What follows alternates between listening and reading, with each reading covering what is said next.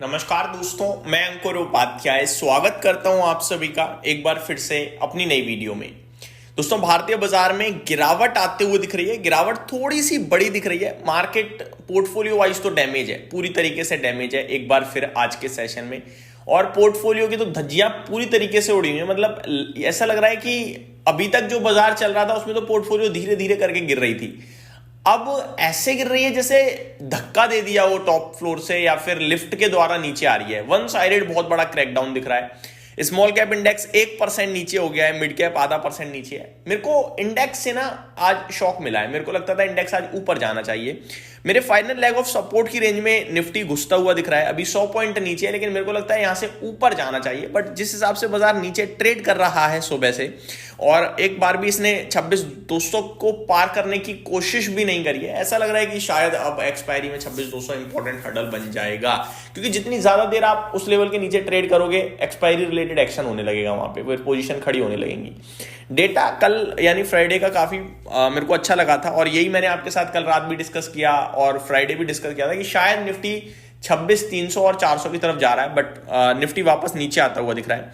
इस बीच में मैं अपने व्यूअर्स को कहना चाहूंगा, निफ्टी में अभी भी मेरे को लगता है कि करेक्शन 100 पॉइंट की हो गई है, और आपको क्या है कि थोड़ा सा वेट कर लेना चाहिए। मतलब एक दिल कह रहा है कि यही लास्ट लेग ऑफ था, कि यहीं से यार छोड़ दो, नहीं तेजी की पोजीशन छोड़ देनी चाहिए। अभी मंदी की नहीं बनानी है, लेकिन तेजी की भी नहीं पकड़नी है। एक कह रहा है कि यार यही तो लेवल है जहां से निफ्टी दोबारा ऊपर जाना चाहिए। आज ना मेरे को जो सबसे ज्यादा नेगेटिव दिख रहा है वो ये कि हमने फ्राइडे का हाई क्रॉस नहीं करा एक बार भी। एक बार भी हम फ्राइडे का हाई क्रॉस कर देना तो वो हमारे लिए थोड़ा स्ट्रेंथफुल होता। जैसे कि फ्राइडे का हाई था 26,202 का, आज हमारा हाई है 26,178 का। तो वही एक मेरे को थोड़ा ज्यादा नेगेटिव लग रहा है कि ऊपर गए नहीं, और जो उस परसों का कल का लो था, हाई था सॉरी, उसके हम नीचे नीचे ट्रेड कर रहे हैं, और अभी हम डे लो पे ट्रेड कर रहे हैं। तो ये दो तीन चीजें थोड़ी ज्यादा नेगेटिव साइड पे दिख रही हैं। साथ ही साथ अगर आप कुछ और नेगेटिव देखो तो मार्केट ब्रेथ का तो मतलब ऐसा हाल है कि क्या ही बताऊं आपको, बहुत बुरा हाल है।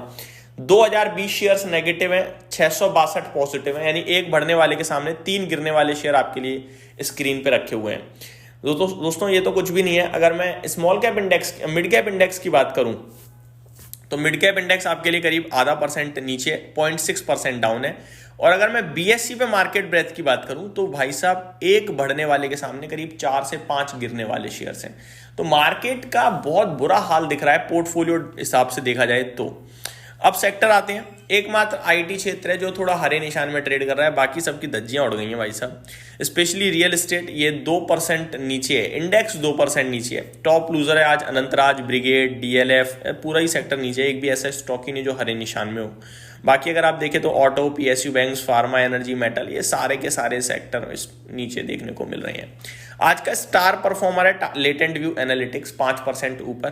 दूसरा है टाटा इन्वेस्टमेंट, 0.5% ऊपर। ट्रांसफॉर्मर एंड रेक्टिफायर्स में आज उछाल आता हुआ दिख रहा है 3.5% के समथिंग का। आईटीआई और बीएससी भी अच्छा कर रहे हैं। गिरावट हो रही है केन्स टेक्नोलॉजीज, आज कॉन कॉल थी, कंपनी ने अपनी गलती भी मानी कि छोटी गलती हुई है एक हमसे, हम डिस्क्लोजर हमने कुछ मिसमैच हो गया या सही नहीं दे पाए। बट बाजार जरा कॉन्फिडेंस नहीं ला रहा, 6% नीचे। एक्चुअली में बाजार इस स्टॉक पे क्या, बाजार किसी भी जगह कॉन्फिडेंस दे ही नहीं रहा है पोर्टफोलियो वाइज। तो Reliance infra 4%, Aditya Birla real estate 4.5% नीचे, रिलायंस पावर, होनासा कंज्यूमर, ये कुछ स्टॉक है जिनमें बड़ा बुरा हाल है। इंडिगो डीजीसीए की तरफ से शो कॉज नोटिस का इंपैक्ट आता हुआ दिख रहा है, आई थिंक 4% नीचे है।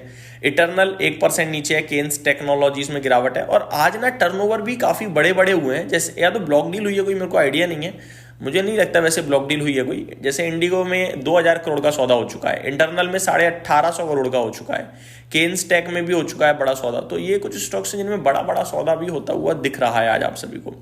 आज के सेशन में हाईस पे जो स्टॉक्स हैं उनकी बात करिए तो कैनफिन होम्स 2% की तेजी, फ्रेश 52 वीक हाई पे है।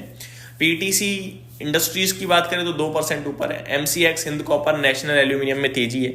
वहीं 52 वीक लो पे TTML, Saregama, SJVN, REC limited, Reliance infra, ये 52 वीक लो पे ट्रेड करते हुए दिख रहे हैं।